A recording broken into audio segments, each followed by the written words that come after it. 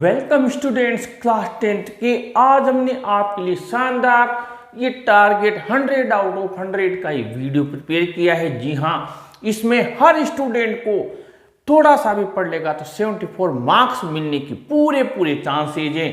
और अगर वो डीप स्टडी करता है, उसका भी हमने आपके लिए प्लान बनाया है, तो वो 26 प्लस मार्क्स और करके 100 आउट ऑफ 100 ला सकता है। ये देखते हैं शानदार ट्रिक कैसे आपको मिलेंगे ये मार्क्स। सबसे पहले आपके जो रीडिंग पार्ट है उसमें आपके 2 पेजेस दिए हुए हैं। हालांकि लास्ट ईयर से इस बार इन्होंने इनकी लेंथ बढ़ा दी है, यानी कि इनकी लेंथ को लगभग क्लास 12th में आते थे वैसी लेंथ कर दिए, काफ़ी लंबे पेजेस कर दिए। लेकिन आपके इसमें कोई घबराने की बात नहीं है, वही पेजेज हैं, बस इनकी थोड़ी लेंथ बढ़ा दिए। ये 15 मार्क्स के आएंगे, 2 अनसीन पेजेज और 1 सीन पेजेज आपकी जो फर्स्ट फ्लाइट बुक है उससे दिया जाएगा। यानी कि आपको भी यहाँ पर 21 मार्क्स इसके पूरे चांसेस बन रहे हैं। बस आपको वही बात है जो हर क्लास में आप देते आ रहे हैं कि similar words, one words, opposites, वो चीज़ें आपको देखनी होगी, क्योंकि उनके आजकल काफ़ी मार्क्स कर दिए हैं। लगभग हर पेसेज में कम से कम 2 क्वेश्चन वो उसके देने लग गए, तो उसकी मैंने ट्रिक बनाई हुई है। आप unseen passage by English Guru Mahesh Sharma search करके और ये ट्रिक सीख सकते हैं, आसानी से समझ में आ जाएगा।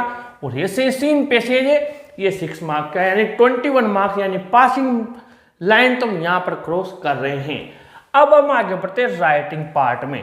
ये जो राइटिंग पार्ट है आपका, यहाँ पर गौर कीजिए, ये वो पार्ट है जहाँ पर आपको पक्का मार्क्स मिलने जा रहे हैं। जी हाँ, लेटर राइटिंग में पर्सनल लेटर राइटिंग, यानी कि आप किसी अपने फ्रेंड को, रिलेटिव को, किसी को पत्र लिख रहे हैं जहाँ पर आप दुख सुख की बातें बताएंगे या उनसे पूछेंगे। इसका मैंने आपके कॉमन बनाया हुआ है। एक तो खुशी का बनाया हुआ, कोई सी भी खुशी हो उसको कॉन्ग्रेचुलेट करने वाला, सबसे ज़्यादा वेरी मोस्ट इंपॉर्टेंट है, इसका मैंने एक ही कॉमन बनाया हुआ है। और एक है उसको आप किसी चीज़ के लिए सिंपैथी आपकी एक्सप्रेस करने के लिए, उसके साथ कोई ऐसी घटना हो गई घर परिवार में स्वयं के साथ, या वो फेल हो गया, तो उसको आपको क्या कहे, सिंपैथी, यानी आपकी इमोशंस, आपकी भावना प्रकट करनी है, उसको सांत्वना देनी है। इसका भी मैंने एक बनाया हुआ है। और एक है ऑफिशियल लेटर। जो ऑफिशियल लेटर है वो आपको प्रिंसिपल को लिखना है, या फिर किसी अथॉरिटी को, किसी अधिकारी को लिखना है, या फिर लेटर टू द एडिटर लिखना है। इसका भी मैंने एक फॉर्मल लेटर बनाया हुआ है, यानी कॉमन वाला बनाएंगे पक्का चलेगा। और अगर नहीं तो फिर ये हमारे ईमेल राइटिंग जो दिया हुआ है अथवा में, तो वो मैंने एक ईमेल बनाया हुआ है, कोई सा भी आ जाए, क्वेश्चन से ही आप ईमेल बनाकर आ जाएंगे। ये ट्रिक भी है, आप चाहे तो ये email writing by English Guru Mahesh Sharma search करके सीख सकते हैं। इसमें आपके 5 मार्क्स पक्के हैं। बस हमें क्या करनी है, जितने क्वेश्चंस आए उनकी प्रैक्टिस करनी है। हम भी आपके जैसे एग्जाम पास आएगा, हम आपके टेस्ट लेना स्टार्ट करेंगे, वहाँ भी आप आपकी परफॉर्मेंस चेक कर सकते हैं। अब आगे बढ़ते हैं स्टोरी राइटिंग। स्टोरी राइटिंग में आउटलाइंस दे देता है और उसको पास्ट में कन्वर्ट करके में लिखना होता है। तो वही 10-15 स्टोरीज है, वहीं से घुमा फिरा कर वो हर साल दे देता है। लास्ट ईयर भी हमने आपको लगभग 10 स्टोरीज बताए थे। उसमें पहली स्टोरीज हमने लिखी थी केव सेलर एंड मंकीज की लिखी थी, और आप जाके चेक कर सकते हैं, पुराना वीडियो है, पहली स्टोरी थी और आपके बोर्ड एग्जाम में आई हुई है। और इसके अलावा ये जो स्टोरी राइटिंग है इसकी ट्रिक भी मैंने बताई हुई है, तो हम आपको एग्जाम आने तक ये स्टोरीज भी बता देंगे कि ये स्टोरीज मोस्ट है, इनके चांसेज हैं, लेकिन ट्रिक याद कर लेते हैं तो फिर कोई सी भी दे दे हम लिखकर आ जाएंगे। इसके बाद में शॉर्ट राइटिंग टास्क। जी हाँ, जैसे लास्ट ईयर में कोई पिक दे दी थी उन्होंने, जैसे पिकॉक की पिक दे दी और आपको लिखना होता है कि ये कौन है, पहचान, यानी पहचान कर उसको डिस्क्राइब करना होता है। और ये स्टूडेंट्स के लिए थोड़ा टिपिकल होता है, अगर उस पिक्चर जो उसने दी उसके बारे में उसको नॉलेज नहीं है, या फिर नॉलेज तो है लेकिन इंग्लिश में लिखना नहीं आता, वहां पर दिक्कत होती है। तो इसके अथवा में हमें एक पैराग्राफ मिलता है, जैसे माय बेस्ट फ्रेंड का आया था, ऐसे एक पैराग्राफ आता है। वो पैराग्राफ का हमने क्या है, सबका कॉमन बनाया हुआ है, जैसे माय बेस्ट फ्रेंड और माय फेवरेट टीचर का कॉमन बनाया हुआ है।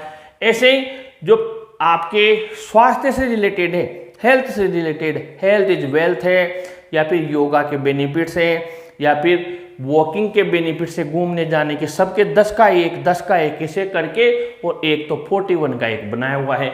आप चाहें तो 104 का मैंने 104 पैराग्राफ्स हैं, उनके वीडियोज का मैंने कॉमन बनाया हुआ है, उसका मैंने डिस्क्रिप्शन बॉक्स में लिंक दिया हुआ है, आप जाकर देख सकते हैं। यानी पक्का आ जाएंगे, प्रैक्टिस करेंगे इसकी। इसके बाद में आगे बढ़ते हैं ग्रामर में। ग्रामर में टेंसेज है जो आप स्टार्टिंग से पढ़ते आ रहे हैं, वही is, am, are, was, were, has, have, had, will, shall, वही चीजें हैं, कोई अलग चीज नहीं है। ये 4 मार्क्स हैं। सब्जेक्ट वर्ब कॉनकॉर्ड, ये नया ऐड हुआ है, न्यू एडेड है, लेकिन है वही बात। जैसे राम एंड श्याम, ब्रैकेट में दे देगा इज, एम, आर, तो राम एंड श्याम आर हो गए, बहुवचन हो गए, तो आपको आर लिखना है, यानी इसके मार्क्स आ जाएंगे। इसके वीडियोज मैंने बनाए हुए हैं, प्रैक्टिस भी करेंगे। फ्रेमिंग क्वेश्चंस, वही बात है, आप क्वेश्चन बनाना है आपको, ठीक है, नीचे आंसर दे देगा, वो टेक क्वेश्चन यानी कि शॉर्ट में जो हम बनाते हैं, ये जरूर से आपको पता होगा। एग्जाम्पल्स अगर मैं चाहूँ कि दिस इज अ टेबल, तो वॉट लिख देगा, तो आपको लिखना है वॉट इज दिस, वही वाली बात है। और टेक्स यानी शॉर्ट में लिखना इजंट इट, और जो सकारात्मक है उसको नकारात्मक में, नकारात्मक है तो उसका सकारात्मक क्वेश्चन बनाना है। ये भी हमने बहुत शानदार बनाए हुए हैं। एक्टिव पैसिव भी कोई बड़ी चीज नहीं है, सब्जेक्ट को पीछे लेना है बाय लगाकर, और टेंस चेंज करना है, ये इजी है। ये 10 मार्क्स, इसको थोड़ा सा पढ़ लेंगे, आ जाएंगे ग्रामर के मार्क्स। ये इतने टफ नहीं है। जो टफ है रिपोर्टेड स्पीच, इसमें काफी बड़ी टेबल होती है, प्रोनाउंस चेंज करने की भी ट्रिक होती है, मैंने डीप स्टडी में ले लिया है। ये इजी स्टडी में है 10 मार्क्स। आगे बढ़ते हैं स्ट्रेंजर ट्रिक्स। जी हाँ, आपकी जो फर्स्ट फ्लाइट बुक है उसका जो पोइट्री सेक्शन है यानी कि कविता वाला, वहां से आपकी 4 लाइन दी जाएगी। 4 लाइन देकर क्वेश्चन पूछेगा, उस क्वेश्चन का आंसर कैसे लिखना है मैंने इसकी ट्रिक बनाई हुई है। यानी ये स्ट्रेंजर ट्रिक आप सीख लेते हैं तो आपके 4 मार्क्स आ जाएंगे। इसमें कोई बहुत लंबी याद करने वाली कोई बात नहीं है। फिर हम आगे बढ़ते हैं आपके द प्रोपोजल। अब द प्रोपोजल काफी बड़ा चैप्टर है, लेकिन मैंने इधर इजी में क्यों ले लिया, ये डीप में क्यों नहीं लिया, क्योंकि हमने इसको 5 भागों में बांटा हुआ है। लोमो, नतालिया, चुबुको, 3 के कैरेक्टर स्केच और उनके डॉग्स को लेकर, और जो ऑक्सन मेडोज है उनको लेकर, यही से घूम फिर कर बात पूछी जाती है। आप लास्ट ईयर के क्वेश्चन देखें या लास्ट 10 ईयर के प्रीवियस ईयर क्वेश्चन देखें, लगभग बात, या फिर एक और है टाइटल, द प्रोपोजल का टाइटल। तो कुल मिलाकर ये 6 क्वेश्चन है, इनमें से क्वेश्चन पूछता है। और हमने नतालिया के कैरेक्टर स्केच में नतालिया से रिलेटेड पूरे क्वेश्चन ले लिए, चुबुको के कैरेक्टर में, लोमोके में, उनसे रिलेटेड सारे क्वेश्चन ले लिए, तो आराम से वो इसके 3 मार्क्स हमें पक्का मिल जाएंगे। और बुक 2 के MCQs ये है आपके, एक क्वेश्चन तो पूछा जाएगा इसमें से आपके चैप्टर और उसके ऑथर का नाम, और साथ ही आप जब इसकी ट्रांसलेशन वाले वीडियो देखेंगे तो उसमें उसी में से ये आपसे पूछता है। यानी जो बच्चा स्कूल में या ऑनलाइन कहीं पर भी चैप्टर भी पढ़ रहा है तभी वो MCQ दे देगा, क्योंकि चैप्टर का हिंदी में भी हमें पता है, तब भी आप उसका आंसर दे सकते हैं। जैसे कि आपके अनिल और हरि सिंह है, तो दीप का नाम क्या था, अनिल था, हरि सिंह था, मोहन सिंह था, राम सिंह था। तो जो बच्चे को इतना सा भी पता है कि हरि सिंह था, वो लिख देगा, इतना सा है। तो ये आपके 54 मार्क्स हो गए। सेशनल के यहाँ से 20, तो 74 मार्क्स यहाँ पर हो गए, इसमें कोई गलत नहीं है। अब डीप स्टडी की तरफ चलते हैं, तो आपको रिपोर्ट, ये जो रिपोर्टेड स्पीच, इसको थोड़ा करेक्ट कर लेते हैं। रिपोर्टेड स्पीच में आपको जो डायरेक्ट इनडायरेक्ट है वो बात बता रहा हूँ।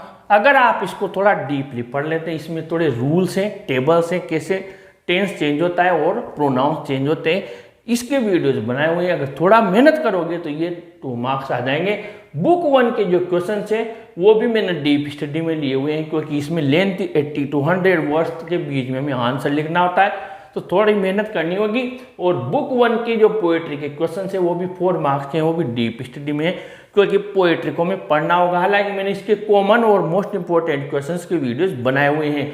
बुक टू के क्वेश्चन है वो भी 9 मार्क्स के हैं, वो भी डीप स्टडी में है, क्योंकि हमें एक बार पढ़ना पड़ेगा, याद करने पड़ेंगे, तभी हमें 26 मार्क्स मिलेंगे।